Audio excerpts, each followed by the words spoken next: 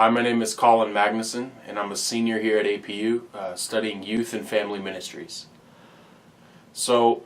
when I think about just kind of this journey of being only 2 months away now from graduation and kind of what has culminated and what has led up to just being at this place currently,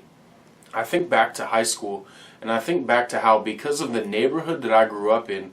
I found myself in friend groups that were multi-ethnic, and I didn't think much of it. But it wasn't quite consistent with the way that I was viewing church leadership, because at the time when I was in 7th or 8th grade is when I started to be in youth group settings and things of that nature. And a lot of the leadership I was around was predominantly white. So coming into APU, I had an impression that church leadership was to be white. And that was challenged in very significant ways here at APU, and has been something that's been quite formative and made me realize the way that the invitation of the gospel is multi-ethnic, and also on top of that is all-inclusive. So when I got to APU, I realized that the same tendencies I had with my friend group in high school were ones that carried on, and before I knew it, I found myself again with a friend group that is certainly multi-ethnic. One night I found myself at a Black Lives Matter panel on East Campus in Wynn Amphitheater. And I'll never forget what one of the faculty members said, and this was right after some of the events in our country, and in light of the, I think, just racial climate of our country and some of the things that were unfolding at the time. A faculty member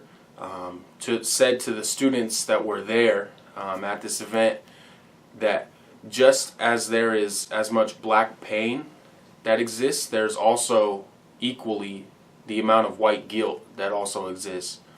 And I would say that this was a moment where I began to actually reconsider what if there was any hidden motive behind my friend group and the reasons why.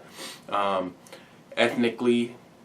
I chose to spend time with the people that I did, and it was a time that I can look back and say was incredibly healthy for me, because I was able to really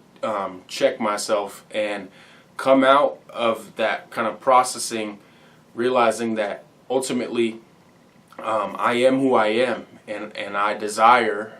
to have these friend groups and to be somebody who chooses to use what naturally culture will say as a white male privilege to be in settings that challenge me, and to be in settings where I'm constantly growing